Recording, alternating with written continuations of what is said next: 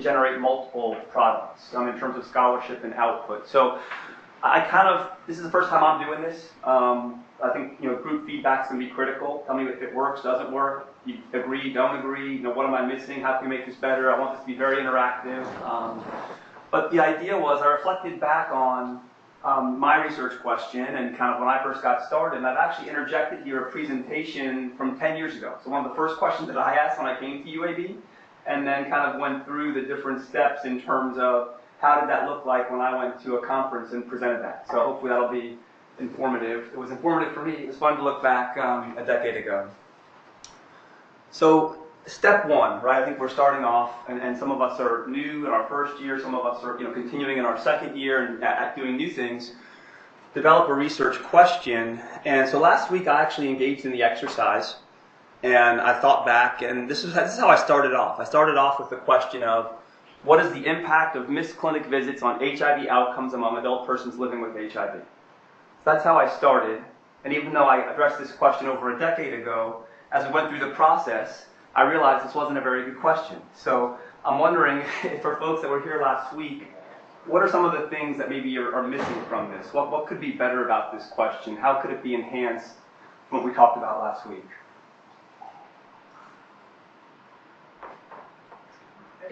More specific. More specific, yeah. In what areas, Sarah? What HIV outcomes specifically? Yeah, what outcomes? And how do you define impact? Yeah, what does impact mean? Mm-hmm. And duration of missed clinical visit. Yeah, how do you define that? Some duration, some more detail about kind of temporality. And adult persons, all adult persons across the world, in the United States, so lacking some specificity, right? So we talked about some of those kind of basic principles of trying to have more detail, more specificity. So over the course of the hour and a half last week, this is kind of what it did. I kind of struck through some stuff, and and underlined some stuff. And I think it's a better question. Probably isn't perfect. Again, I did it over 10 years ago, and I think I don't have it exactly right, but what is the effect? So trying to get, instead of impact, effect, thinking about an effect size, some sort of statistical estimate of impact or effect of missed primary HIV care medical clinic visits. So folks with medical conditions can have social work visits, pharmacy visits. I really wanted to distinguish. I'm talking about primary visits with a prescriber. So someone that has the privileges of prescribing medicines is really what I'm focusing on. That's the type of visit. And that, right, I think Sarah said, it's what outcome? All-cause mortality, a hard clinical outcome among adult persons living with HIV who are newly initiating medical care.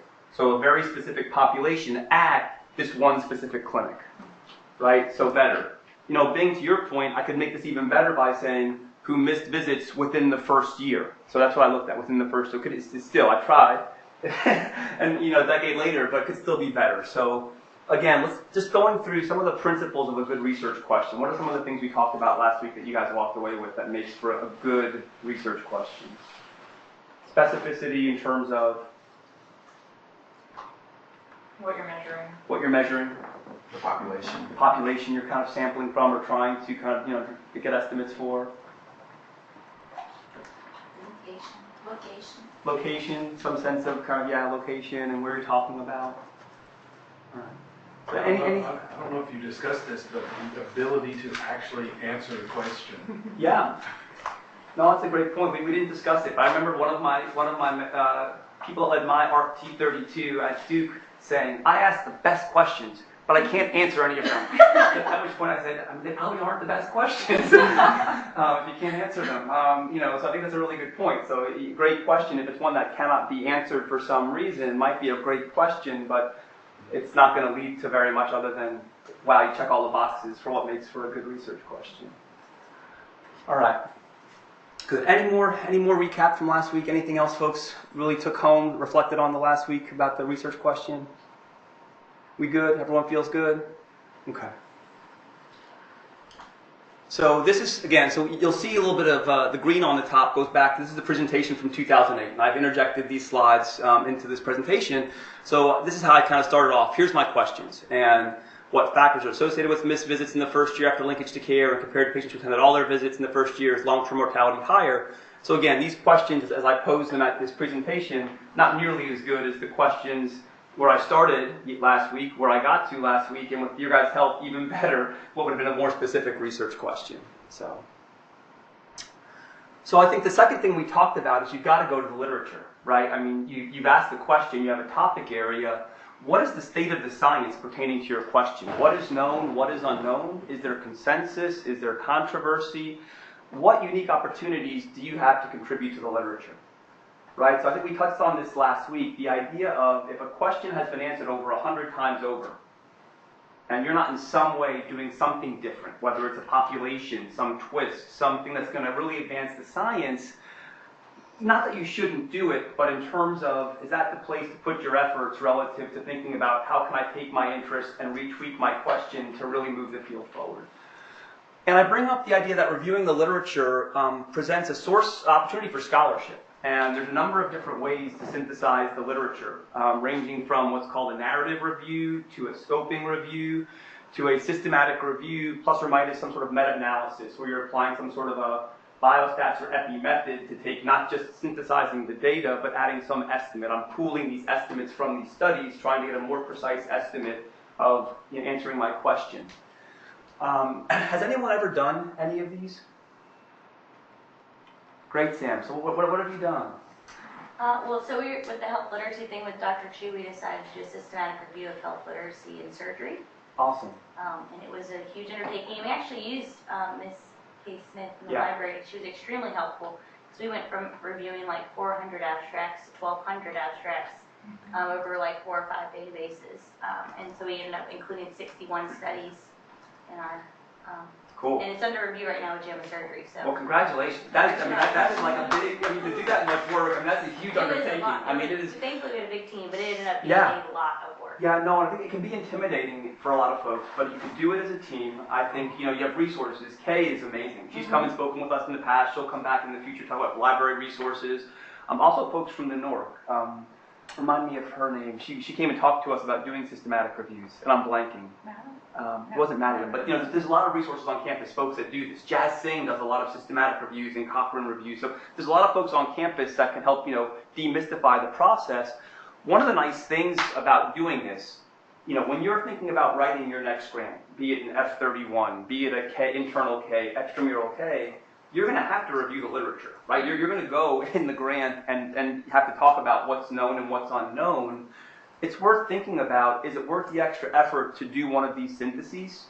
You're going to get a peer-reviewed publication. You're going to be doing a lot of the work anyway as the background for your grant, and now it gives you a certain set of credentials that, wow, this person synthesized this literature, they've got this publication, they've shown an understanding of it, and an ability to finish and deliver a product. So would encourage, to consider, think about, learn more about these different opportunities for scholarship. Kay, a tremendous resource, really is fantastic to work with, and someone who has, worked with a number of our students and trainees over the years. Yes?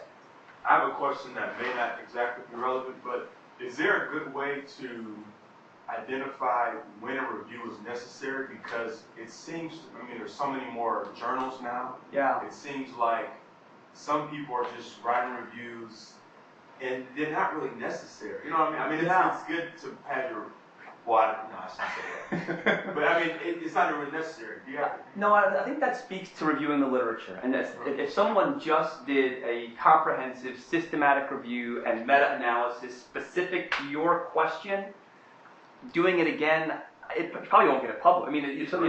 But now, if for some reason you are focusing on a unique population or some unique aspect, I think it's similar to the idea of knowing the field, knowing the literature, seeing what's out there. I'm not sure there's a objective way to say should you or shouldn't you do it. Andrea gave the example last week of right before, after putting in the years like your team did, Sam, of systematic review, getting published, and still the idea that there was some unique niche for the one that she had done. So I think it's a great question. But I think if it's going to be a Me 3 or Me 4 review of the same exact question, probably not worth spending the time to do it. It would be my suggestion. All right, so second step. You got your question, you've reviewed the literature, you have a sense of what is new, innovative, different. Have that go back and help refine your question. And these slides are always available, so folks, anyone that wants them, or I could send them to you if they're helpful at all. So I point this out so this is Rebecca Doron, and don't look, the table doesn't matter, but Rebecca Doron was a TL1 student, took a year out from medical school between her 3rd and 4th year, got her master's in public health, worked with me, and she did during that year a systematic review looking at this question that from 10 years ago. Do missed HIV care visits impact mortality? And she's presented this at a national meeting, international meeting, and is now preparing a manuscript. So the idea of this is achievable. A year out, TL1 scholar, working closely with Kay, with the support, went through and was able to do this systematic review. And it's kind of cool. For part of her training, she's actually going to spend some time at Johns Hopkins. So there's someone there, Katie Lesko, who was a collaborator, who has done meta-regression before. So she's going to go with all of her data and all of her tables and say, here's what I've got. Can we do a meta-analysis? Can we combine these estimates? Is there enough homogeneity or is there too much heterogeneity to kind of do that meta-analysis part and get a more concrete estimate of effect? So it's doable. And there's many examples of folks who have done this. So it can be intimidating, but again, be open to the idea. You have to review the literature anyway to write papers and write grants. Is it worth the extra energy to have some form of scholarship by doing it more systematically? Is it something to consider? So again, green title, going back 10 years, here's what I said. I did my lit review. There's been a lot of interest in expanding HIV adherence to include linkage to retention and care. So historically, adherence was purely medications, and there was interest about a decade ago of, wow, how about adherence to care? Like adhering to their medical care visits. And through the literature, here's some citations, things that have been published since '02, a couple papers, that missed visits have been associated with people not receiving antiretroviral therapy, medications to treat HIV, have a higher incidence of viral load failure, and develop resistance mutations. So, so someone's looked at this. It's not totally new. People have thought about it. It's hard to have a totally new idea that's, no one's thought about. But there really wasn't much talking about missed visits and clinical outcomes, and including mortality. So going back to my question, there's some kind of, face validity. Other folks are thinking that this matters, associated with some of these important kind of, processes of care, but no one's looked at missed visits and mortality. So moving on to step 3, or what I put as step 3. And these are not, I think, to also think about this, I've done them numerically. These are not things that are done like in series. Is that right? Who's an engineer? Help me out. These should be done in sequence, in parallel. It isn't like, okay, I've done this. Now, you're doing all these things at the same time. Just running through my head about the different steps, this is just the way that it kind of came to me to think about it. I imagine when Dustin sees where I put the bird, he's going to be like, you're crazy. Bird is number 1. Before you even have your question, you've got to think about your biostats and epi and your research design. But again, this is not meant to be sequential. But have folks heard of conceptual models? So I'm sure a lot of folks have. Folks that have backgrounds in psychology, sociology, nursing. For a lot of folks in medicine, until I got into my fellowship, I don't know what a conceptual model is. It wasn't something that was on my radar, not something that I necessarily thought about. And this is where I need your guys' help to correct me, because this is my, limited, educated, knowledgeable thinking about what conceptual models are. So please correct me, Kaylee and others, So I think about this as a framework to address your question. So you've got this question in words. You now need a framework to kind of think about how am I going to answer this question. So in some ways, I think about this as a visual heuristic that's depicting the relationships among your putative, multi-level factors contributing to the health behaviors and the outcomes. So kind of this explanatory model. So I'm trying to say missed visits contribute to mortality. I'm not just going to have missed visits and mortality, right? There's probably a lot of other things that are going to influence who is missing visits, why they're missing visits, pathways through which it might increase mortality. So going from a very simple question of people who miss visits have a higher mortality rate to really trying to understand the complex interplay of different factors. Can also provide a grounded framework to inform interventions to modify health behaviors and outcomes. So if you just have an intervention and say, I'm going to do this because it just makes sense, versus there's some theory behind it, there's some literature behind it suggesting that working for this population, working through these pathways, modified by possibly these covariates, I will impact these behaviors and these outcomes. And if you could kind of map that out and show that, much more powerful than, this just makes sense to me. I think this is what it's going to do. It gives that visual picture. Also, conceptual model can really provide a roadmap to divide a scope of work, not just for one question, but for a larger grant or for an entire research program. So I know a lot of folks, and it evolves over time, that have a conceptual model that decades later, they are still working on to address critical questions. This becomes their like career pathway. This is what I'm going to try to do and understand. And again, an opportunity for scholarship, and we'll kind of touch more about this. So my friends from the behavioral sciences that do more with conceptual models, what would you say is wrong about this? What would you add to this in thinking about conceptual models? I think you captured it. I would say there's a lot of models out there. Yeah, we'll talk about that a little bit in terms of how do we do Deciding this. on one can be a challenge. Yeah. Yeah. I think that's very, very true. And it can be overwhelming, especially if you're not, someone that does this regularly, it's not part of your doctoral work, the idea of how do I pick a model, it can be really overwhelming and really challenging. The other thing that's critical about this, go ahead.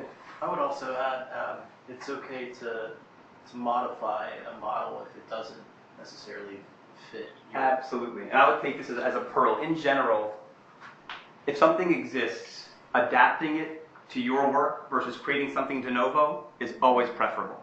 Mm-hmm. If there's a study measure, you want to measure something, and something exists versus creating a brand new study measure, always preferable to take something that exists and adapt it for your work than to say, I got to totally create some de novo model. I agree with that completely.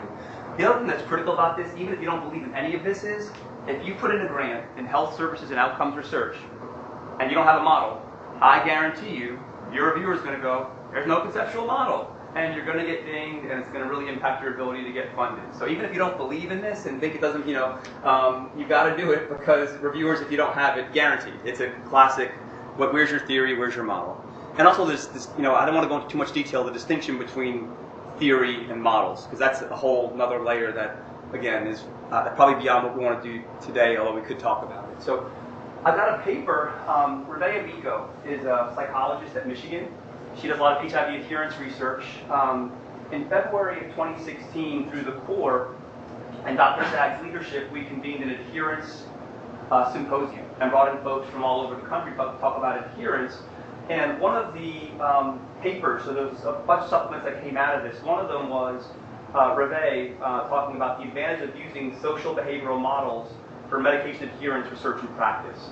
This document really talks about takeaway medication adherence. It's really a framework for different models that can be used for any type of behavior, any type of outcome. So I got the citation down there. We can make this available if folks are interested. But in a really nice table, to the point of there's so many to choose from, like she synthesizes these different models as well as another different 5 or 6 theories, social cognitive theory and other theories that have been used to apply to conceptual models, health belief, IMB, all these different models. So if anyone is interested, I think a really nice resource to kind of get thinking about what models are out there. And in it, there's a nice column too that talks about like, what are the constructs? What are you measuring? So that you can really think about what I'm trying to study and measure. Does this model, fit with what I'm trying to do and trying to measure? So maybe we'll pause. Has anyone used any of these models? So Kaylee, what have you used? I've used the IMB model. IMB. And tell us a little bit about the IMB model. So the IMB model is a model of health behavior change and suggests that people have the information, motivation, behavioral skills to change their behavior, that they will change their behavior. So we applied the model in a sexual risk reduction intervention in process with men, sex partners online, so providing them the information, motivation, and behavioral skills to negotiate sexual interactions with the sexual partners online. Great. Other folks use other models? Matt? So I've used the Anderson and the Day. Yeah. And it's been a while, but essentially it looks at different factors and groups based on like need, care utilization, and something else. And it was essentially applied to look at a mediation analysis to look at what mediation affect these different types of factors have in a certain association. Very cool. I'm surprised Donna Median Sure. isn't up there. That's a big one that me and my mentor, Dr. Patricia, use, and I know that she's used it a lot, but it's structure, process, outcome. So for me, for my study, I'm looking at the nursing practice environment, so that's structure, the process, which this is where we're adapting, because workplace bullying is what I'm studying, and that's not necessarily a process, that's an occurrence and action, but how it affects the outcomes, nurse outcomes, patient outcomes, and healthcare organizational outcomes. Cool. So, but it's very simple. I like simple, so there's structure, there's process, and there's outcome. Yeah. So I encourage y'all to look at Donna Beatty. That's great. No, thank you for sharing it. As you talk about that, I've worked with folks in nursing that have used Lazarus and Pope and have a model that's around coping, which is different, but it's been used in a lot of research. So yes, by no means is this exhaustive. By no means, just giving some examples. And this is the kind of thing, so if you're in surgery or you're in ID and you're like, oh my goodness, I don't even know where to start, like this is a good thing, either colleagues that are in health behavior, oftentimes in nursing, psychology, sociology, can really be a wonderful resource to help think through, here's what I'm studying, here's my question, help me figure out what model might work well. In some fields and disciplines, like some over others, Wagner's chronic care model, commonly used to help belief. So again, these are used, and sometimes we'll borrow from different models, but the idea is you got to have something that grounds your work. So going back to the opportunity for scholarship, and we'll come to this, but this is where we started. So we had a research team, met every week on Fridays in the 1917 clinic, and started off with what we called our blueprint for treatment success. So that after diagnosis, someone had to get linked into care, had to receive the medications, adhere to the medications to achieve outcomes, and broadly defined outcomes. But in order to do that, they had to be maintained and retained in medical care. So missed visits just being one way to operationalize retention in care, and recognizing that folks will cycle in and out of care. So this idea for re-engagement in care. So this was our kind of general framework, bi-directional, provided a broad foundation. And I sat down with Susie Davies, and she said, that's nice, but that's not a conceptual model. So this is good. This is a helpful kind of way to start and think about things and operationalize, and I could see these steps in making sense. But, how can we take this and apply these concepts that make sense clinically to someone's progression to a model? And like you, Matt, we came up with the Anderson and Day behavioral model of health services utilization, or health care utilization, and focusing, and by no means is this exhaustive, but focusing on, those health behaviors were kind of from that previous slide, right? We're focusing on linkage, retention, art receipt, art adherence. So we're kind of bundling these things together in the middle, but they now become our putative mediators. These are our kind of behaviors, which themselves could be outcomes, but also can be proximal to and mediate the other outcomes, quality of life, CD4 viral load, clinical events, mortality. But then the idea of there are both environmental factors, the contextual environment where someone lives, right? Could use GIS, things like that to get at someone's kind of environment, as well as healthcare environment factors, the clinic, the system, the provider, as well as the individual level, as Matt was talking about, predisposing factors, enabling factors, and perceived need. So this kind of was the framework for me with Susie's help. I would have never been able to do this by myself. I had my nice little, isn't this great? Here's my conceptual model. No, not a conceptual model. Reviewers will skewer you. So, when the grant went in, this is what we had. We had both. Here's kind of one that leads to this. This is how we're going to study it and try to understand it. And so, again, one example, point out an opportunity for scholarship. So far from that one question, you could do a systematic review or some literature synthesis. The second is, if you make a model or adapt a model, you can publish this. If no one's done this before, if you go to the literature and this hasn't necessarily been done or applied in your field, so Kim Hewlett, right, before I was talking about Rebecca Doron, who is a medical student doing a year out TL1, Kim Hewlett did a scholarly activity with us. 3 months of her medical school, worked with us, worked on a few projects. Kim Hewlett published a paper, and this adaptation of Anderson's model to linkage and retention in care medication adherence was part of Kim Hewlett's publication. So medical student, 3 months of scholarly activity, was able to take some of this work and actually get a peer-reviewed publication, working on this idea of, I've got a conceptual model, I have to do it to answer my question, I can get some credit for it and some scholarship for it. Has anyone published on a conceptual model? No? I would really encourage to think about trying to do it. And I'll give a few more examples. So Crystal Chapman Lambert and Letitia Alopre working on PrEP, so pre-exposure prophylaxis is biomedical advance to help prevent HIV. And what they did was integrated both Matt's Anderson model, Kaylee's IMB model to say, how are we going to improve PrEP uptake among African American men and women. And this is kind of the model they put out there. So again, we have our environmental, our individual predisposing, enabling, and need, but then there's the health behaviors, and then to lead to prep uptake. But they said, I'm going to use this Anderson model to understand the landscape. How much does the environment and the individual factors influence prep uptake? But then for my intervention, I want to give men and women the information, motivation, behavioral skills they need. So the idea of integrating two different models. One is an explanatory model to understand the landscape of what's influencing uptake of this biomedical advance, and the other to say, I'm going to work with individuals to figure out how, based upon this context, in what environment, in what setting, for what people, am I going to have something that has information, motivation, behavioral skills to achieve the desired outcome. Published in JNAC, in press right now.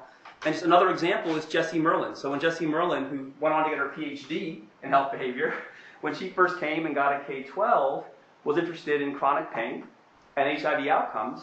And I said, what's your conceptual model? And similar to me, she hadn't really heard of that. So went, engaged others, learned about it.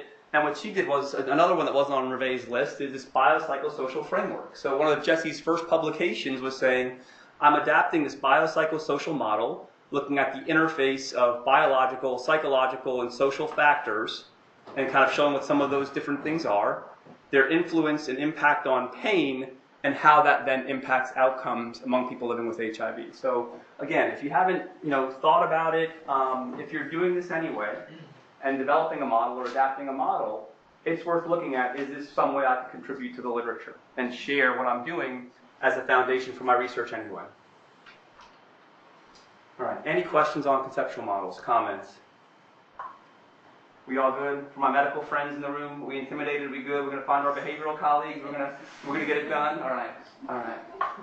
I think when I first saw it, I was like, oh my gosh, Susie Davies here. I'm like, this is wild. What I want to say is like really smart about what Jessie did, since I've been following a lot of her publications. Like she launched herself into this, like she's published so much off of this. Yes. So the idea of this is not just for this one question. Right. It started with one question. She's worked with Burl Gooden on this biology stuff and others. They're doing some stuff that is biological. I mean, she is working in all of these spheres with different collaborators, and this is her roadmap. And what she's done in like 5 years is remarkable in terms of building off this foundation, finding different collaborators that are doing lab-based science, more psychological, social science, community epi-science to build a portfolio of research. So totally agree with that. All right, so step 4. Again, this is not meant to be, these are things that can be done simultaneously, but what is your data set? So you've got a question, you've reviewed the literature, you've got a conceptual model to help guide you in how you answer that question. So what are you going to do? I mean, you can do a secondary analysis of an existing data set or primary data capture. How have folks approached this so far?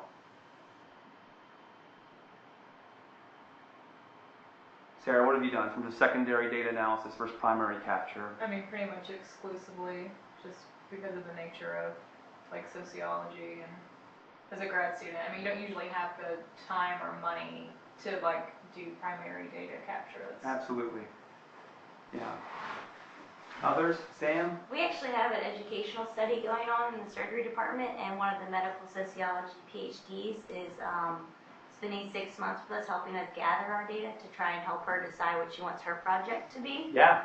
And so she's going to do secondary stuff for Mark for the first 6 months, which is when we're capturing our data, but then we're going to help her kind of morph into what she needs for the next year. Wonderful. That sounds like a great synergy. Yeah. Others? Kaylee, what have you done? I know what you Both. Both. So tell us about it. What have been your sources of data in the last year to do some secondary analyses? Done secondary analyses using the WISE cohort mostly. So the Women's Interagency HIV study that just captures a lot of data on a lot of women living with HIV across the United States,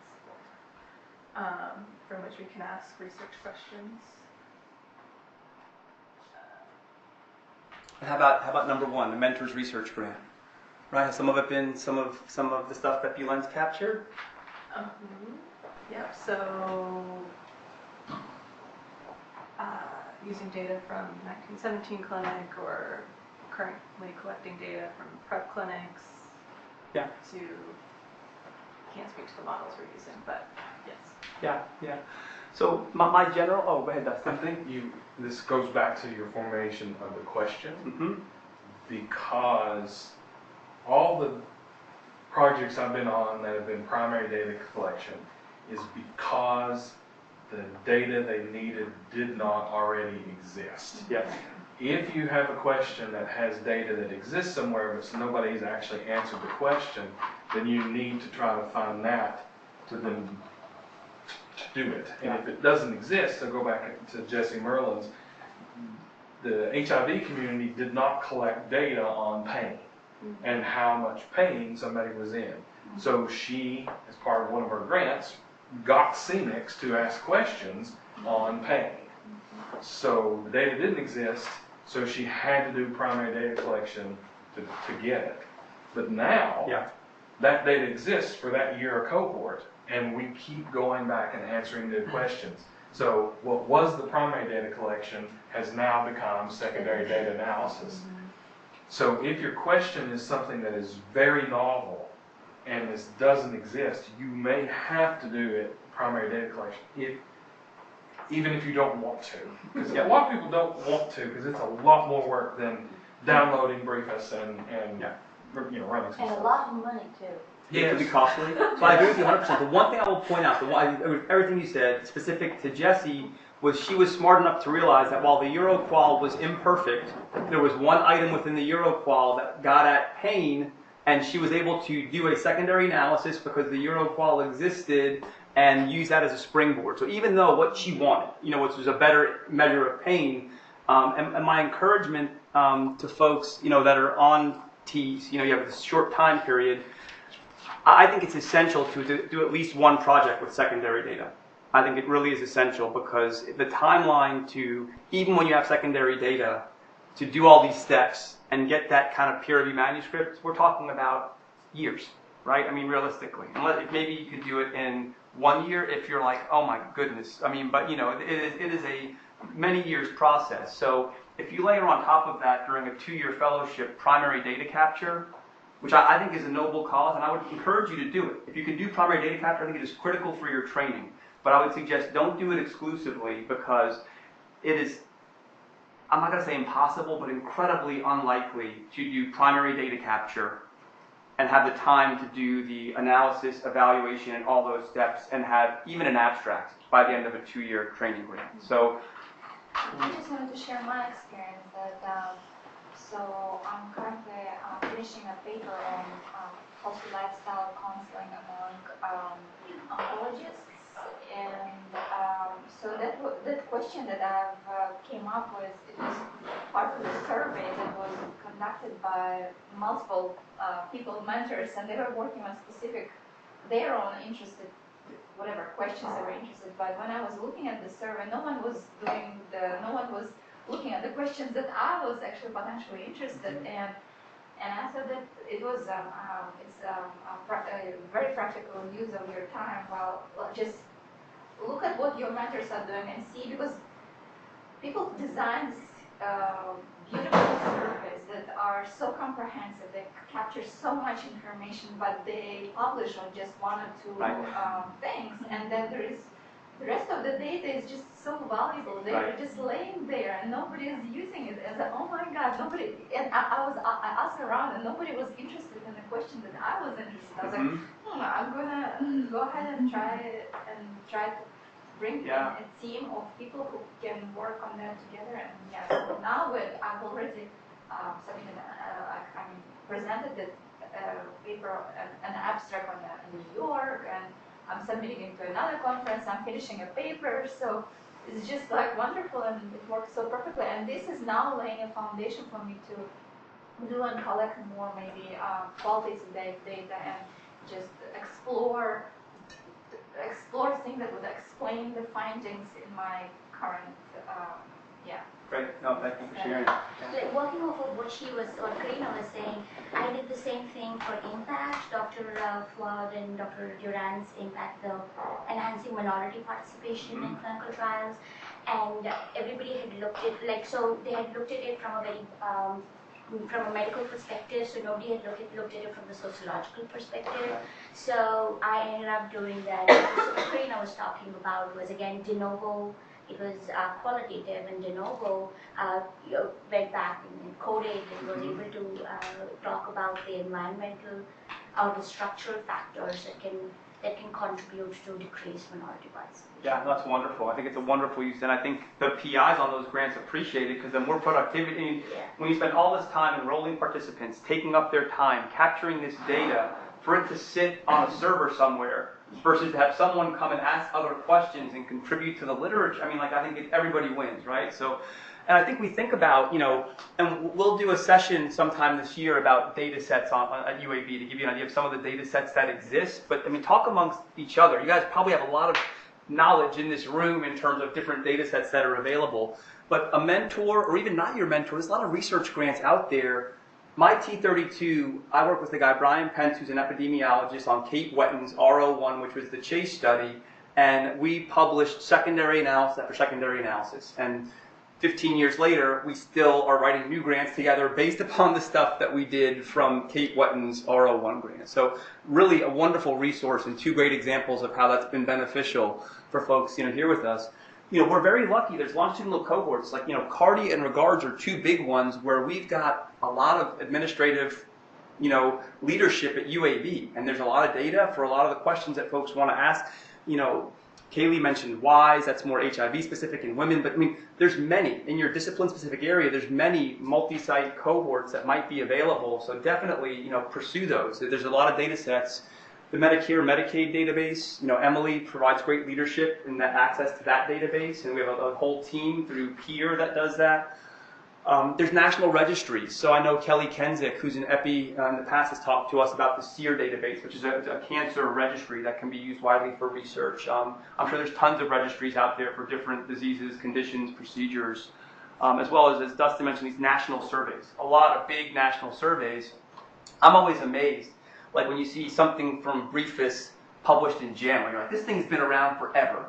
It captures all these data elements, but someone was creative enough to ask a good question, right? Go to the literature, have a good model, and say, no one's done this. So this thing's been around forever, but here's a paper in JAMA off this data set. So it could really be a gold mine, even though they've been around forever and used by a lot of folks.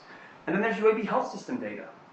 Right, we have this we capture data on a daily basis from thousands and thousands of people in the healthcare system through the informatics team, access to that through I2B2, through consults where they can do the enterprise data warehouse, data available to us from our health system as another way of answering some questions. Do you have a comment? I'm sorry. No? Okay. I thought you had your hand up. No. Yeah, John. I would just say also, as you're reading through the literature, if you see there was an enormous study, I'm thinking of one that I worked on, a big prep study actually, and they asked so many questions. So if you look at the major papers that came out of it, there'll be these huge tables that have all these factors. If you go and do a search for that particular, the name of that study, and you see certain things have been studied, and there are a lot of things obviously that hadn't, I would encourage you, what do you think, Dr. McBarrow, to reach out to the head author and say, I'm really interested in this, I would love to talk to you about analyzing certain parts of this database. I'd say they usually jump for joy and say, but they're always looking for good investigators who will mine new things out of a database like Bill has been talking about. Yeah, well, I agree 100%. I think most folks are very responsive, and if you show interest in their work, most people are like, you want to take their data, and I mean, most folks are very happy to engage in that discussion. I was going to say, George Howard, who's one of the PIs for the REGARD study, is down the hall from me and has told several people, use REGARDS. We want you to use it. We paid all this money to these people for you to use it. And CARDI is the same. I mean, totally.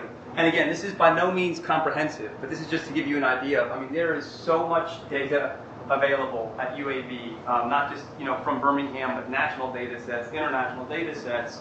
So especially for folks that are just getting started, this is not a trivial question. I really think critically about, and it might be that the data that's most easily available to you or accessible might not be the best data set to answer your question. So keep your eyes open in terms of opportunities for data. All right. Any more comments about the data set? I've got one. Just kind of looking ahead in regards to a program of research. I went to Academy Health this past June, and they were talking, and I don't know if any of y'all are interested in implementing your research and turning it into policy and legislation. But what this panel had said was, be careful with secondary data, because policymakers, they're not interested in data from years ago. They want current data, they want now data. And I know that doesn't really apply to diseases or whatever y'all are studying, fancy stuff. But for me, workplace violence, like we need current data, now data. So that's just something, I don't know why I never thought about that in regards to policy, but that was something that was kind of eye-opening for me. Yeah, no, thank you for sharing. So, again, my generic advice for folks, on T training grants is I would strongly encourage, as part of your training, at least one secondary analysis, but I also think it's worthwhile to engage in a primary data collection. I think there's something very valuable in doing that for your training. Some folks make an entire career out of secondary data analysis. For a lot of folks, secondary analysis is a springboard for the primary data capture and the intervention. So, but doing it mindfully, knowing that it's probably, the paper that you publish from your primary data capture is going to be 2 years into your next step on this career journey. It's not going to be, and it might not be as helpful in getting you to the next step. So we got to also weigh those things about productivity, with training, with, where we're going in our careers. All right. So this is the 1917 clinic cohort. This is the data set that I used, going back to my question that I asked 10 plus years ago. And this just kind of shows it started in '88. The UAB, green and gold, show what data we captured and how it's evolved over time. So just to give a sense of, this is the data set that I used to answer my question about missed visits and mortality. All right, so we got our data set, and we've got our conceptual model, we've got our question, the literature. So now we've got to actually identify the study measures or the study variables that we're going to evaluate. And again, this is the importance of a conceptual model. The selection of your measures should be guided or informed by your conceptual model. If your model says depression matters, or stigma matters, or race, ethnicity, or age, or other factors, then you should try to figure out, does this variable exist in my data set? Can I measure this variable? I think it's really critical, especially with secondary data sets, to both recognize and acknowledge limitations and potential biases with your measures. So there's different ways to capture depression, right? I mean, you can do an instrument like the PHQ-9 or the CESD and get a self-report, or you can go to a problem list from a provider. Problem list from a provider probably not going to have as good of classification as someone sitting down in real time answering questions that have been validated with psychometric properties and Cronbach's alpha and retest, test retest and all those things. So, again, sometimes we're stuck with, that's what we got. I'm using it. I got to use that. It might not be perfect. Again, this point that came up, I think Fabrice, suggested for the models, with primary data capture, if there's an existing instrument to measure depression, stigma, resilience, coping, use it. The idea of developing a new one is a noble cause, but that is an entire line of research. The psychometrics of developing a new instrument is a worthwhile thing, but recognize if you're doing that, that is a 2-year, 3-year endeavor to create that variable to then use it in your study. Sometimes you got to do it. So Jessie's another great example, going back to Jessie, where she used what was available, but then adapted a different measure and did all the psychometrics so she could use it in the future. But she didn't say, I'm putting all my eggs in this basket of making this chronic pain instrument. It was one of, I'm using what's available with all its imperfections and acknowledging it towards developing something better to use in my future work. Really important. You're typically not able to capture every variable from your model with a secondary data set, or even from a primary data set. So you go back to that model I had, there's no way in the world I'm going to find a data set that could capture each and everything. So again, in one study, answering one question, you're not going to have everything, right? Think about this as a career roadmap. You're going to start off answering a question you could answer with the data that you have, and that's going to hopefully move the field forward and help you find new questions, but you're not going to have every single thing in one data set, in one study, and I think that's just the reality of science. And there's a lot of resources through CCTS Informatics. So there's the Informatics Gateway, there's Enterprise Data Warehouse. So in terms of thinking about data sets and study measures and variables, as well as through the BIRD, and we'll come back to the BIRD, thinking about study measures and variables. One thing I want to add here, because I have experienced it, other biostatisticians in our department have experienced it, and epidemiologists I know who research have experienced it. If you don't fully think through your conceptual model so that you basically have your main exposure and your outcome, I'm not going to be able to tell you what to control for. I won't know what confounders you need to control for because I won't know your exposure and your disease or your outcome. So don't trust other people to come up with the right things to put in a model.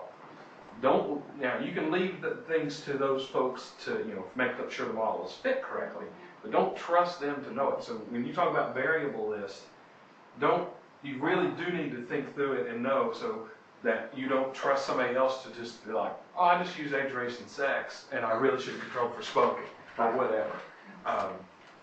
Yeah. And so between the literature and your conceptual model, and I think we're always subject to the idea of, did you go on a fishing expedition? You had this data set with 9,000 variables. Oh, I didn't do a Bonferroni correction. This piece 0.049 is significant. Guess what I found, right? And you did 9,000 tests. So much stronger, before you go and do your analyses, we have selected these variables a priori based upon a comprehensive review of the literature and grounded in our conceptual model. And we list them. If I see that in a paper or a grant, I feel much better than we cast a wide net and this one was 0.049. So that's what we're telling you about. And again, we got to be true to the question we're asking. We're not looking for significance. We're trying to answer a question, right? That's what we're trying to do towards approximating truth. I'm not going to go into any truth isn't truth. We're going to leave that aside today. So going back to my model, and have my question, have my model, have my data set, and I was like, man, I can't measure very much at this time in 2008 and 1970. I've got age, race, ethnicity, sex. I can capture mental illness and substance use. I've got insurance status, and I'm looking at all-cause mortality. But that's kind of what I had. And I said, So again, I'm missing the entire environment someone lives in, the entire healthcare environment that they're interfacing with. I'm looking at a very small handful of individual level factors, and it was a first step. And because no one had really done much in this area, that was okay. That was a starting point, and that was okay. But then going back, right, green heading, back to my 2008 presentation, I said, hey, limitations. Mental health, alcohol, substance use disorders, they were from the problem list, not standardized instruments. And several years later, Michael Kozak, another scholarly activity student, once we had the PROs, and we had the PHQ-9, and the Audit C, and the ASSIST to systematically capture these instruments, and we compared it to the problem list didn't do so good. And that's great, though. So our data capture advanced, so now going forward, guess what? When we do studies, we have those PROs for those measures, and we feel much more confident and don't have to acknowledge the limitation of problem list is not the best way to capture these kind of complex dynamic constructs. All right, so Dustin, finally, sorry, it's taken us, almost an hour to get to the BIRD plan. This is terrible. So develop a BIRD plan. So BIRD, biostatistics, epidemiology, research design. Obviously, you're not going to wait until you've done all these things to get to BIRD. This is all happening simultaneously. But thinking about your study design, and Dustin, you're going to have to help me with this. Is it prospective versus retrospective, cross-sectional versus longitudinal? Is it a cohort study, case control, randomized trial? So really kind of what is the design, what is it that you're doing? Clearly articulating what are my eligibility criteria. I've got a data set and variables, who's in and who's out. And not just who's in and out, why are they in and out? Because you're going to have to explain that to your peers and explain why it is, to answer your question, you did and did not include people based upon this, that, or other characteristic. And then a detailed analytic plan. So your descriptive statistics, your unadjusted and adjusted methods and models, your power and sample size considerations, handling of missing data. This has been like one of my pet peeves for decades, that folks don't address missing data and how they handle it. And they report on 30% of a sample and effect size, and I say, so what? You're missing 70%. The impact of that 70% could totally change what you're telling me about this 30%. So again, one of my pet peeves is thinking about missing data, handling missing data. And again, I think we all realize that no design, analytic plan, eligibility is perfect, and just being upfront, acknowledging what are the limitations, what are the things that I can and can't do with this study, but at least having enough to say I can infer some sort of findings towards the truth. The point you made that these things should go in tandem is perfect, because my comment at the research question was you need to make sure your research question is answerable. So, for example, you have a research question, and I know this is a horrible question, but this is my example. You want to know if the quantity, the amount of smoking that a mother does during pregnancy affects long-term outcomes of the offspring, right? So I was specific, I was clear, it was all those things that we discussed, but how long is that study going to have to be? It's going to have to be a very long time, and the quantity of smoking is likely not measured in one of these secondary analyses. So you could say, okay, I want to do this longitudinal study and all these things, and you come to me to talk, or someone to talk about it, and I say, oh, hey, hold on. You got a 2-year program, this is going to take a 50-year grant. What can we do to amend it? And then it maybe go into smoking yes, no versus birth defects, as opposed to the long-term things. And then that becomes a much more manageable, maybe there are data sets that can work with it. So these things all are going to work hand in hand. Your conceptual model, the analytic ability, the research, the study design, the research question, everything works together.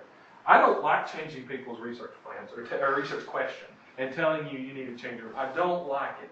I've had to do it, and I know others have, but I really like to try to figure out a way with a design and a data set that you can do it. But one thing I want to point out with your primary data care versus secondary analysis, when you go into grants, if you're writing a grant or you're writing a paper on a secondary data analysis, a lot of time needs to be spent on the inclusion, exclusion criteria and your statistical methods, because you didn't do any other work. All of your work was in the analysis and your data management. So for example, if you're doing something like ad health, right, which I have come to hate, the stats section of that is going to be pretty hefty. So you want to make sure that that's pretty big. If you end up doing a small randomized trial, however, everything's easy. It's a chi-square and a t-test, right? As long as you didn't have any issues. So the amount of time you need to spend in these sections really depend on the study design, which depends on your research question. So joking and saying this should be number 1, that's not exactly true. It should be 1.5. 1.5. All right, so next year we'll have to on the fly I could modify this presentation. 1.5. Because we can help you with research questions, but if you come to me and say, what should I research? Yeah, no, this is a great point. And the reality is these things are happening simultaneously. I have never in my life approached an epidemiologist or biostatistician and had them tell me, you're too early. I've heard a lot, you're too late. I can't analyze my way out of all these mistakes you've made up to this point. But if you would have come to me back here, I might have helped you design this better so that you wouldn't come to me saying, fix this, help me. So I think it's never too early, once you have your question, to engage. And sometimes your biostat and epi colleagues might even have a sense of what data sets are out there. Oh my gosh, I worked with somebody last week that had, something that was in this data set, looking at it, they have everything you need to answer this question. So 1.5. Yeah, and there's a lot more I could say about study design, but and we're going to. So in 2 weeks, we'll say a lot more about it. So as a preview, just to kind of say, again, this is just meant to be a roadmap of you've got your question last week, you got to now plan to answer your question. We're going to move into some of our methods courses in the next month. So Biostats 101 Study Design will be September 7th. Epi 101 October 5th. Biostats 102 Power October 19th. So here on those dates, these topics are on the schedule. The Bird is an amazing, amazing resource. Has anyone used the Bird? Anyone know what the Bird is? biostats, epidemiology, research design. About the bird? David Redden, Emily Levitan, Dustin, this whole crew of folks. They do drop-in clinics in Listerville Library, Edge of Chaos on Mondays, here in PCAMs on Wednesdays. They have office hours. Free food on Wednesdays. Oh, I didn't even know that. Lunch on Wednesdays. I should drop in, right? I mean, office hours by appointment. So an incredible resource available to you through the CCTS. Even if you have a statistician or epidemiologist that you work with on your analyses, a lot of times I'll say, hey, Andy Westfall, let's go over to the bird. Let's go get some feedback. We've been working at this now, and not too long because we're going to get help ahead of time, but we've been working at this. Let's go get some help from David or Emily or somebody because we've hit this kind of bump in the road. So even if you have someone that works with you on your analyses, utilize this resource. These are smart folks that see a lot of science that can really help you think through your design, your analysis, and a wonderful group of people. One thing I want to point out too is that for some of you, you're in certain departments. I think a couple people are in preventive medicine. Some people may be in OB, psychology. There are a lot of statistical and epi resources that aren't housed in the bird, and a lot of them are housed within medical fields. And I would stress to you that the people in those departments are going to be able to understand your question better than somebody like yes, me. Bing is a great example in Cursa, yeah. Because I won't know much about the biology. I won't know much about the patient population. But the people who've been working for years in that field, even though they're the statisticians, they're going to pick up and learn. So I've learned more about HIV in the last 2 years than I ever thought I could learn. And so now when somebody comes to me, I can actually point out, well, did you think about such and such? And I'll go, oh. I will say as a practicing physician for a lot of years, when I've had Andy Westfall, a statistician, make comments to me about medications that I didn't pick up on, I'm like, oh my goodness. So here's, I'm like, Andy, why don't you, maybe you should go and see some patients on Monday morning because you've got more insight than I do into these medications. John? And Dustin, people can come to the bird with a relatively early in the stage of development, right? It doesn't have to be, I'm about to submit a grant, let me just run this by you. It's more, you can bring it when it's in its infancy. The joke that Muggs has said several times is the earlier the better. That is definitely the truth. Because, I've got a story, but I'm going to save it for 2 weeks. So all right. We'll look forward. So, preview. All right, going back, circuit 2008. Here I am, design. I did a retrospective cohort study of the UAB 1917 HIV/AIDS clinic cohort. We captured sociodemographic, psychosocial, clinical data. I didn't list it all out. Just wasn't enough time in my presentation, but that's kind of how I presented some of the methods. Here's my study period. So I looked from January 1st to August 1, 2007. Tried to give, here's my eligibility criteria. Tried to give some good information so folks understand. Initial visit at the clinic between these dates. They had no previous care somewhere else. We had 2 independent students go through every chart and confirm they were naive to care and naive to treat medications. Anyone who died in the first year was excluded. They didn't live the full exposure period, so it wouldn't be fair to measure them, and then you couldn't start a survival clock. So kind of give that sense of how we approach this. Outcomes, we looked at first the missed visit in the first year and predictors of that, and then mortality, we used the National Death Index. It's not perfect. There's folks that they say is dead that I see in clinic the next day. There's folks that they say is alive that we know or have died. So it's, again, imperfections, you acknowledge none of these things are perfect, but that's what we had. It was the best way to systematically capture vital status. That's what we used. We used logistic regression for missed visits in the first year, for the mortality assessment, Kaplan-Meier, proportional hazards analysis. Because events were relatively infrequent, then we had a lot of independent variables. We used sensitivity analysis with propensity scores, kind of bundling a lot of those covariates that were potential confounders into a single propensity score so that we could then look at the effect of the missed visits on the mortality. All right, good. So I was a little afraid Emily would be here and be like, what did you do? And Bing and Matt hasn't said anything, and Dustin, so I'm feeling good. I'll say this is 10 years ago. I didn't know. Mea culpa, right? So limitations, again, nothing's perfect, right? So, it's observational. I can't tell you if it's causal. I can't tell you that if this missed visit it caused this long-term event. Actually, I don't think that's what happened. I think it's giving me a marker of someone who's at higher risk. You have worse behaviors, chaotic lifestyle, less resilience, less coping, social support that leads to the mortality. Single clinic. We're talking about one clinic in Birmingham, Alabama. I can't tell you if what we find is going to generalize to everybody in the state of Alabama, the Southeast, the U.S., the world, but it's a starting point, right? It's the way we're going to get the question addressed, at least the first step on this journey. So I don't have a lot of regulatory and compliance. Do folks have much IRB experience? Yes.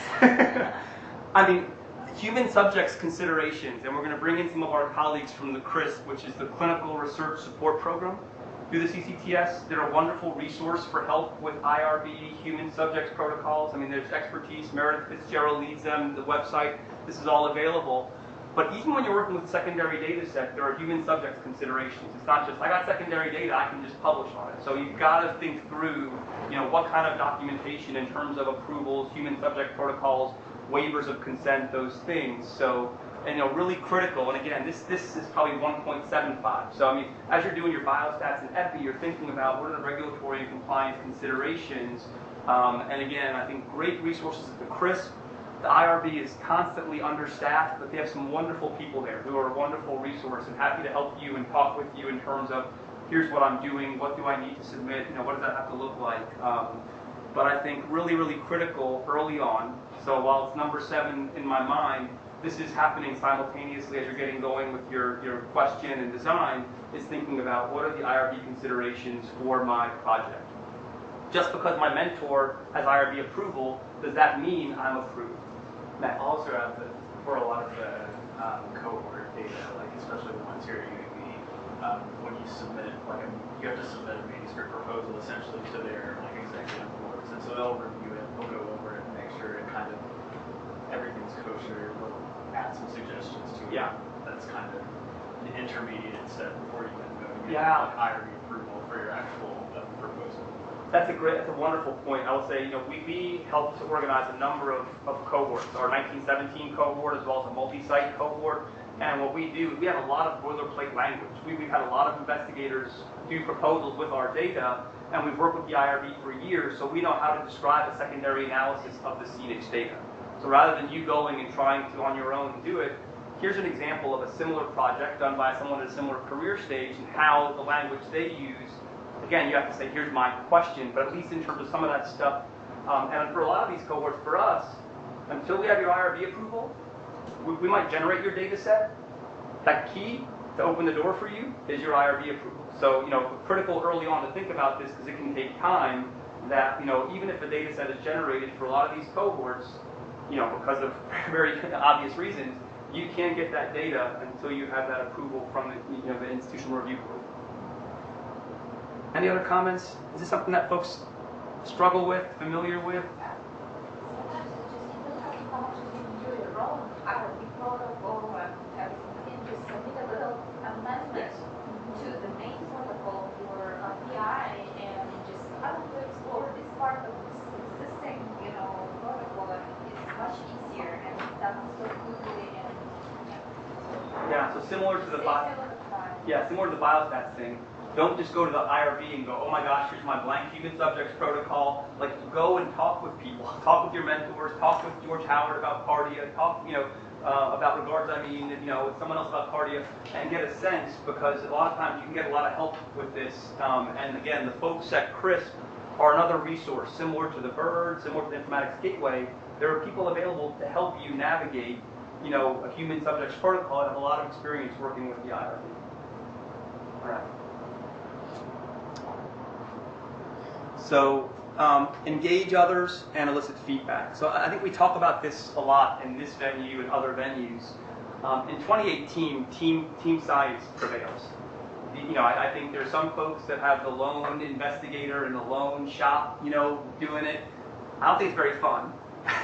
And it's also very hard to get funded. Science has moved towards interdisciplinary team science. So really think about developing your team and what you're doing. So I'm a clinical person, but I do behavioral and epi and biostats research. So very quickly and early in my career I've got to find partners from psychology, sociology, biostats, epi, you name it, if I'm going to really be effective in answering my question. I might bring a little bit of clinical perspective. I don't know the first thing about psychology or sociology or epi or bio. I know a little bit, but maybe to talk with you guys, but not to be able to say, oh my gosh, Susie Davies, that isn't the conceptual model? I thought it was a conceptual model. No, here's a conceptual model. So really engage, build your teams. I think a lot of you have done this. So a lot of times a lot of us, it's got to be perfect. I can't get feedback. It's not ready. Not ready? Give me a week. Give me a month, 3 months, 6 months. you're a quarter of the way through your fellowship. You've gotten no feedback. So I think we've got to be comfortable getting feedback early and often. Put yourself out there. If I get something and it's perfect, I say, you've waited way too long. You've waited way too long. So I think even the exercise last week of our research question was a good exercise. We all got feedback. We talked through it. We worked through it. So make sure you're engaging others. Some of the mechanisms that are out there, we have works in progress. We do some here. We do some through the core on Thursday afternoons. Take advantage of that. We started last year these tips panels. So the idea is after you've done a works in progress, you can sit down. We have people from the Bird, from the CRISP, from informatics around the table. And the idea is you've got your idea. How are you going to get it done? Matt Wyatt's there. Do you need data from the health system? How are we going to get it? Dustin is there. How are you going to evaluate this and analyze this? Can we help you with that? Someone from CRISP is there. Are there things from IRB that we could help you with? So there's mechanisms in place to get that feedback aside from your own teams. Peer mentorship is critical. There's no better resource in this room than you are to each other. Make friends. Go to Lucy's. Go places. Talk to each other. Exchange questions. Exchange concept sheets. Exchange manuscripts. There's no better resource than you have. And a lot of times, professional societies. A lot of professional societies will have mentoring programs. There's nothing better than whether it's a meet the professor or connecting with somebody that's not at your institution. What a sounding board. Here's what I'm doing. What do you think? Does this resonate with where the field is and what's going on? How does, I got this UAV tunnel vision going. I got this awesome team, my people, everyone around me. But, here you are in the West Coast, Midwest, Northeast. What do you think? Does this resonate? Is this where the science is? Am I going down the right path? Regular feedback, successive steps. Don't wait for finished projects. Again, we said this a number of times on your research question, on your Bird. The other thing that really is a pet peeve of mine is when someone comes to me and goes, here's my hierarchical multivariable model and all these. I'm like, okay, so where are your data? I want to see histograms. I want to see box plots. Before I jump to try to draw inference from this complex multi-level hierarchical model, I want to see. So, get feedback. When you kind of first get your data on these variables, look at them with folks. Talk through them. Does it look right? Is there skew? What's funny about this? There might be some things in that descriptive data that you aren't seeing that might make the next steps of doing those analyses better. So really don't wait until it's at this very, very, end level of here's my adjusted, Bonferroni corrected, all that kind of stuff. It's too late to get feedback. Thoughts on this? Oh yes, I've reached my goal. I'm doing my Becky. Walking a triangle. So, all right. Feedback, comments. You guys are good about this? I think this is something that sometimes this generational things. I think over time this has become more of the culture of research. I think sometimes you run into folks where it's like, I'm the lone wolf. I'm the guy. I'm the alpha. And that's just not where science is. So I think you guys are there, and I'd encourage you to be that way as your careers progress. Engage others, support others. Both that are at the same level of you, help those above you that don't see this to kind of try to see it, and most definitely help those behind you and kind of bring them along and support them. One thing I want to say about the feedback that I learned in my training that didn't really seep in until I was a professor. When somebody gives you feedback that is negative, so critical feedback, those kinds of things, they're criticizing what was on the paper. Not you. Yeah. None of it's personal. Yeah, and it's real easy to say, don't take it personally. When you've spent 50 hours in the last 2 days to figure that out and worked on this. But that's really the case, is that they're critiquing what's on the paper, and you just need to realize that that's okay. You're not a bad person. You just need to figure out what's going on. And that person could also have missed a point, and then it's because the paper wasn't reflecting what was in your brain. So just realize that negative feedback is toward the product, not toward you. And some folks are better and worse about doing that constructively. So you might get some negative feedback that's not constructive. And even then, it's not about you. It's about what's on the paper, which is not you. It's your words. But all right. So thank you, Dustin. I think that's a great point. All right, so going back, here it is. Here's what we did. We had very small, 507 patients, 24 died, my eligibility criteria. I excluded them from the study. 543 were living after 1 year of their visit. 60% had at least one missed no-show visit. 40% didn't. Among those was a no-show visit. 32 patients, or 10%, died, relative to 5% or 10 patients in the other group. That's kind of what my study looked like and my sample looked like. The characteristics, average age, 37 years, a quarter were women, over half African American. You can kind of see this is kind of the characteristics of what folks look like. You know, missed visit in the first year, 60%, like I said. So the first thing we did was looked at, well, what's associated with missed visits? And what we found was that youth, African Americans, had a substantially increased risk for having missed a visit, or odds, excuse me, and those with public insurance. So, as a surrogate for socioeconomic status. So this was, again, we bookmarked this. This wasn't our full question. Our question was more the missed visit and mortality, but said, okay, youth, African Americans, and those with public insurance, these are some of the groups that are at higher risk to miss these visits. We're going to bookmark that and pay attention to that. As looking at mortality, what we found was both in our model that had all the other covariates and potential confounders identified a priori linked to our model with a theoretical basis and literature basis, but then also in our propensity match where we bunched all those together into one propensity score because we were worried about overfitting the model, we found that there was a significant and strong association, that those individuals who missed a visit in their first year of care had a 2.5 to 3-fold increased mortality risk subsequent to that, independent of starting medications. And that makes sense. Just because you start medications, you got to be lifelong medications, right? Just in that 1 year is not going to be enough starting medications. So, step 9, finish. You've done all this work. You got to finish it. You got to publish. That's the currency. That's what's going to get you the credit. So the abstract feels good, right? You're at the poster, you're at the meeting, you're in Seattle, Boston, San Diego. Like, it's amazing. Like, it feels good. Gosh, maybe you're at the podium. Oh man, that feels really, really good, right? I mean, it's awesome. But at the end of the day, on your CV, that's great. Doesn't get you the credit. That's not the currency that's going to get you the credit. So you got to finish. Manuscripts are the currency. And the other thing I would suggest is allow your findings. You're answering this one question, but allow your findings to guide your future questions. Don't be so kind of laser focused that you don't go, wow, that was an interesting observation we saw. Even if it's peripheral, I'm going to chase that. I want to go and see that. That's giving me something I want to kind of learn more about and I want to understand.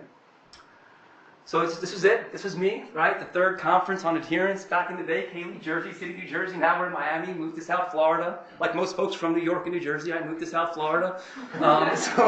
So the conference as well. And this is my presentation, right? March 2017. There's our cohort. We had a logo. We were branding. It was awesome. But then follow it up. So that was March. I submitted this paper in June, and it got published in January. Got revision, accepted, relatively small sample. This is still my most highly cited paper. So my career, I think, is just downhill from here. But so first question I asked at UAB, highly cited. I was lucky in that kind of this was an emerging field. So as guidelines came out, they go, hey, adherence just shouldn't be medicine. It should be visits. Let's cite this paper. So it was pretty cool to have the opportunity by asking this one pretty simple question, seeing there wasn't much done, to see guidelines change, to see this kind of influence the direction that the field went in studying adherence, not just to medicines, but adherence to care. But coming back to this path, it bothered us that we saw this 3-fold increase in odds for missed visits among African American men and women in our clinic. So one of the next papers that we did, and the team is bigger now, right? So I'm telling you, so now I got Steve Cole, epidemiologist. We got Susie Davies, right? My conceptual model. My behavioral scientist. Joe Schumacher, behavioral scientist. We got this other team who's like, we need help. We can't figure this out. We got a few clinicians, nurses, statisticians. So this bigger team, and did this question of, we're observing these racial disparities. Everyone's describing. African Americans have more virologic failure. The question of, do missed visits matter? Do missed visits actually contribute to or mediate this relationship between African American race and viral failure? So a very simple approach to mediation. There's many more sophisticated ways to do this through structural equation modeling, marginal structural models, but a 3-variable system that Barron and Kinney had used, we're saying, here's my independent variable of interest, here's my proposed mediator, appointment, missed visits, non-adherence, and virologic failure controlling for all these confounders. So I'm showing you a second study, the findings, and then they're very consistent. So that was in just the 1917 clinic, and then we followed up with Anzinski with 10,000 patients from 6 sites nationally. And what we found was, in these 10,000 patients at these 6 sites, and a strict count over 12 months of missed visits, was that relative to white patients, African American patients were less likely to have none, and more likely to have 2, 3, or 4 missed visits. So then we went and stratified, and in this sample, viral suppression was worse. So it was worse among African Americans. When we stratified by missed visits, the lines are almost superimposable. So when you say among those with no missed visits, 1, 2, 3, 4 or more, what are the rates of viral suppression? Almost superimposable. And so this for us, this is again 2009, and this was then published later on, this is telling us that we have to understand why folks are missing visits. But this is a target for us that if we can overcome these differences, maybe we overcome these longer term differences we're seeing in biological and clinical outcomes. So this was kind of the first step for us. Based upon that first study, missed visits are more common in this group. This group has worse health outcomes. If we kind of look at this and equalize it, they go away. If we understand the factors that are driving those missed visits and improve them or intervene upon them, can we achieve health equity by shifting these bars so we have more folks moving over here to the left? And so for the last 10 plus years, going back to this model, that's what I've been doing, right? I mean, so I'm not going to go through every study we've done, every grant that we've done, but working with folks at UAB around the country, around the world, I've done things looking at geocoding, these contextual kind of factors, these clinic-based factors, going beyond the handful of things I had before to look at these kind of modifiable factors, including resiliency, coping, empowerment, self-efficacy, to both study how do they influence these missed visits and other behaviors and outcomes, but also to say how do they contribute to inequity, to racial disparities in these outcomes. So that's kind of been the roadmap, that's been my career path. And then backing out, right, come back to this kind of bigger picture model. So you get sometimes in those details, you're doing a specific grant and specific study, backing out came to realize we can't just study people in this universe of the clinic, right? If folks are out of care, they're not touching us, but they're out in the community, they're out in public health. So, while we've been really drilling down into this retention and care and this clinic-focused stuff, have developed these wonderful partnerships with public health and community to say if we want to study linkage from the community to the clinic, if we want to study re-engagement from dropout, getting back in the clinic, we've got to work with folks in the community. You can't do that from the four walls of a clinic. So have built relationships, a lot of grants with community partners, public health partners, to go from a simple question of missed visits at the clinic and mortality to a broader program trying to really understand across each of these steps with these details, how do we impact and really kind of improve access and engagement to improve outcomes and health equity. That's been my journey. We've got a ways to go. We've got a wonderful team here and kind of across the country. So putting it all together. So these are kind of the steps, but again, to point out, what started with a handful of us in the clinic at the whiteboard at the 1917 clinic, this is a frontline provider meetings at Birmingham AIDS Outreach. So these are all folks from community agencies, public health, who are partners, who are doing these research grants to improve linkage and retention and re-engagement and care. Kind of like, this is a mobilized, engaged, amazing team, right? So starting from this little question, we've got a team here. In the policy world, this is Mayor Bell, and I saw Mayor Woodfin at the gym Wednesday morning. He's on board too. Signed on to this Fast Track Cities initiative where we're going to end HIV in Birmingham. So, with some of these data, went to the mayor with data and said, hey, Mayor, here's what we want to do. And so again, starting from a relatively simple question, we've got a ways to go, but have with this broad team, working on kind of really trying to drill down, not just say what's the answer to that question, but what are we going to do about it to help achieve wellness, health outcomes, health equity for individuals, communities, populations. That's why I get out of bed every day. So that's the last slide. We've got 2 minutes if there's any kind of final comments or questions. If not, would really welcome your feedback. This is the first time we've done this talk, first time I've done it, so tell me, should we scrap it? Should we keep it? What worked, what didn't work will be helpful. But before then, any final thoughts for the morning? Sarah? So as I've transitioned into the dissertation phase of my career and journey, I've gotten into the habit of when people give me feedback, putting it into these categories of, is this feedback something that directly needs to go into this project for it to be a holistic project? Or is it something I need to put in this is something I can look at when I have my postdoc category? If it's feedback that's really interesting, but is going to require you to go back in the data set, pull all these different variables, weight things differently, figure out what analysis is going to measure it, that's not going to go into the paper you're working on right now. So if, that's what I've gotten in the habit of doing is when people give me feedback, are they saying, have you looked at depression in the sample? Well, no, but now that you bring it up, that makes sense, and I can pull that variable in 5 minutes. Versus, have you considered doing this analysis that you've never heard of? I'm not going to get my dissertation done, guys. So that's something I've gotten in the habit of doing, is making lists of feedback that's really interesting, but I know, like, you don't want to get sidetracked. Is it going to help you get the paper you're working on published? You know, is it directly relevant to that? No? Well, it's still interesting, so just put it in a drawer for later. Versus someone saying, I think you might have done this analysis wrong, and you should take a look at it. That's something you need to work on today. So that's what I've learned in my journey to get my actual PhD.